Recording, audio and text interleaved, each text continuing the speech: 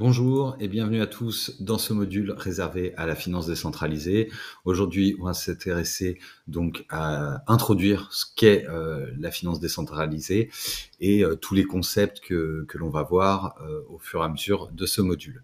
Vous inquiétez pas s'il y a des mots effectivement qui vous sont encore un petit peu obscurs. Je peux utiliser un petit peu de vocabulaire qui soit encore pour le moment encore technique, mais on va mettre tout ça au clair dans les modules qui vont suivre.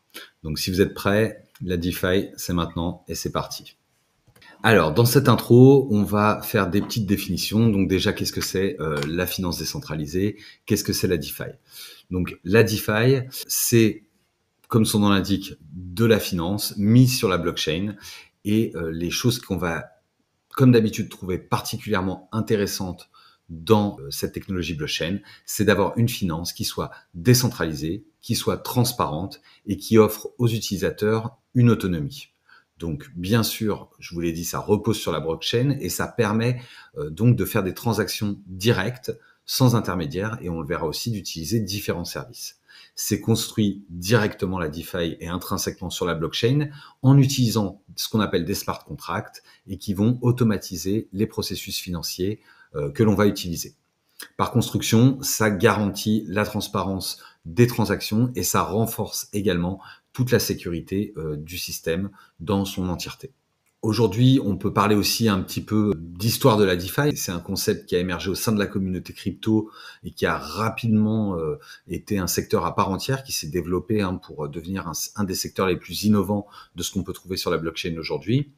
Et en tout cas, ça a eu une croissance simultanée avec non seulement les progrès techniques qu'on a pu voir sur la blockchain, mais également les possibilités, les nouvelles possibilités qui sont offertes aux utilisateurs et qui étaient avides de services financiers, puisque bien sûr, la blockchain, les cryptos, on touche beaucoup à l'argent, vous le savez. Alors, quels sont les composants de la DeFi aujourd'hui? Très simplement, et on verra ça bien sûr tout au long de ce module particulièrement en détail, on peut parler de ce qu'on appelle les smart contracts, les contrats intelligents qui vont être en fait du code qui va permettre de faire des actions, d'échanger des tokens, de faire des prêts, etc., comme on va le voir. On va avoir ce qu'on appelle des dApps. Les dApps, ce sont des Decentralized Applications. Donc ça va être en fait l'interface qui va vous permettre d'utiliser ces services et d'interagir directement avec la blockchain.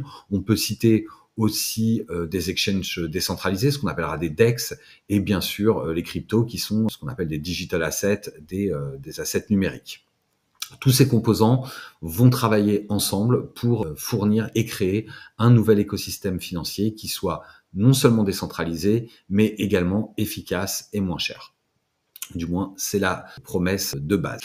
La DeFi est fondée sur des principes, je vous l'ai dit, qui sont la décentralisation, l'absence de censure, l'interopérabilité et l'autonomie des utilisateurs. Donc ça va contribuer en fait à distinguer, on va le voir juste après, les modèles de finance traditionnels pour offrir en fait aux utilisateurs une expérience financière libre, libérée, j'ai envie de dire, et surtout personnalisée et disponible 24 heures sur 24.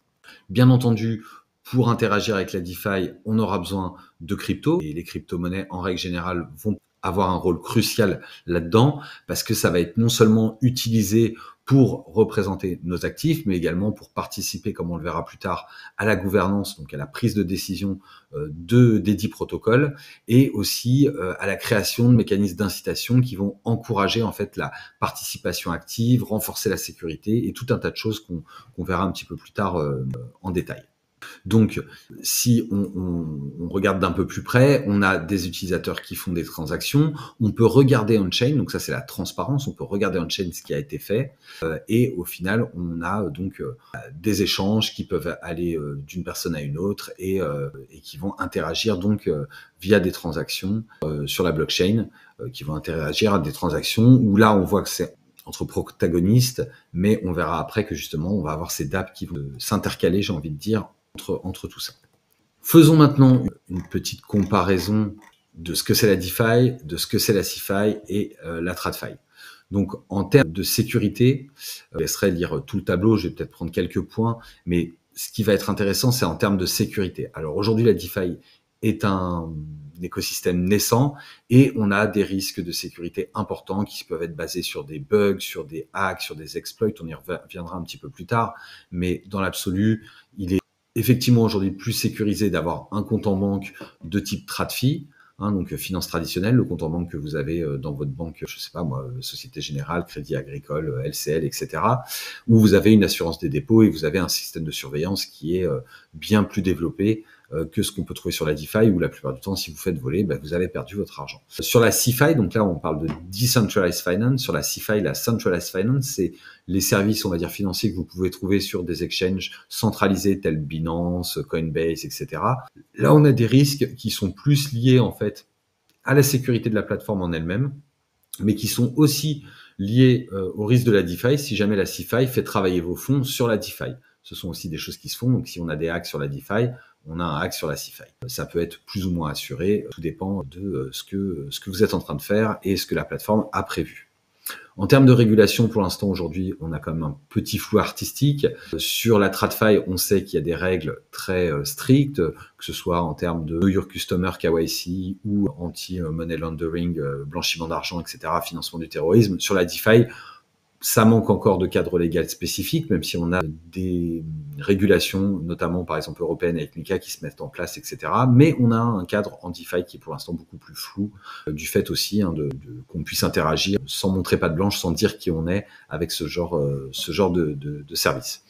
Au niveau des transparences des transactions, sur la blockchain, c'est transparent puisqu'on est sur des blockchains publiques. Sur de la TradFi, on a une transparence très limitée, c'est-à-dire que peut-être votre banquier voit ce que vous faites. L'État peut demander à voir ce que vous faites si jamais on a le besoin, mais c'est très limité. Votre voisin ne sait pas ce que vous avez sur votre compte et ne sait pas quelles sont les opérations que vous faites, alors que ça peut, en DeFi, ça peut clairement être le cas du fait que ce soit public. En termes d'innovation, sur la DeFi, on a quelque chose de très innovant, avec une efficacité accrue, notamment pour la gestion du capital, par rapport à avoir des petites équipes qui gèrent des milliards, c'est clairement pas le cas en TradFi. En CeFi, on a ces innovations qui découlent aussi de l'utilisation de la DeFi. Par contre, en TradFi, on sait que c'est très lent et que intégrer des nouvelles technologies, ça prend du temps. On sait que, par exemple, en termes informatiques, ils utilisent encore des langages qui ont 20 ou 25 ans. Donc, c'est pas si simple.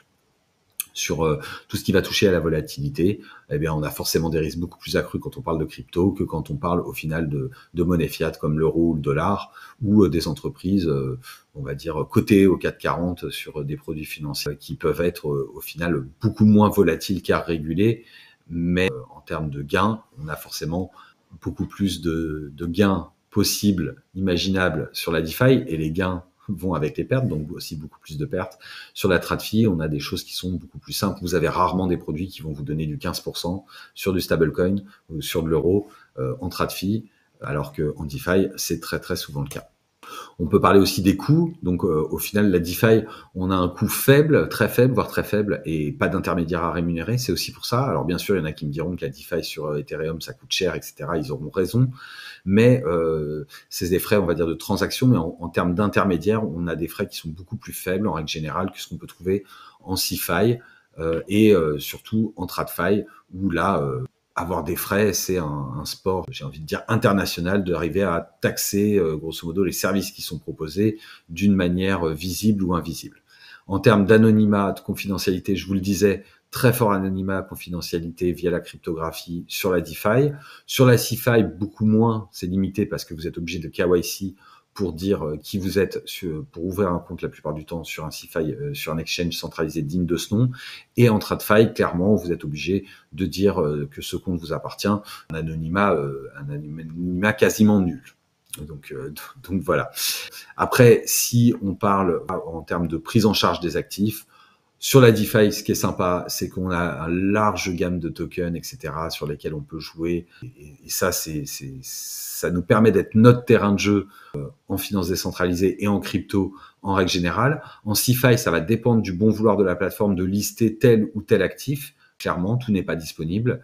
Sur la TradFi, on va avoir des produits structurés beaucoup plus, j'ai envie de dire, normaux, en tout cas, qui ont été éprouvés, tels que le forex, des dérivés, des commodités, des ETF, etc. Et c'est le genre de produit qu'on finira par trouver en DeFi avec l'amélioration de la technologie. Donc, pour faire un petit résumé, Gros risque, gros profit. Donc là, vous voyez que le profit, il est proportionnel à ce que vous oserez faire, et en même temps la liberté d'exécution, qui est en abscisse ici. Grosso modo, sur la trad fee, moins de profit, moins de liberté d'exécution. Vous achetez la plupart du temps des produits déjà structurés, etc. Sur la CeFi, on n'a pas toutes les possibilités, mais on a quand même plus de chances de profit. On a quand même une liberté de choix d'exécution qui est plus importante. Et sur la DeFi, on a vraiment une liberté d'exécution qui est totale par rapport à ce qui est disponible, également, et des profits qui peuvent être plus intéressants. Je vous retrouve tout de suite pour la suite. Ne lâchez pas.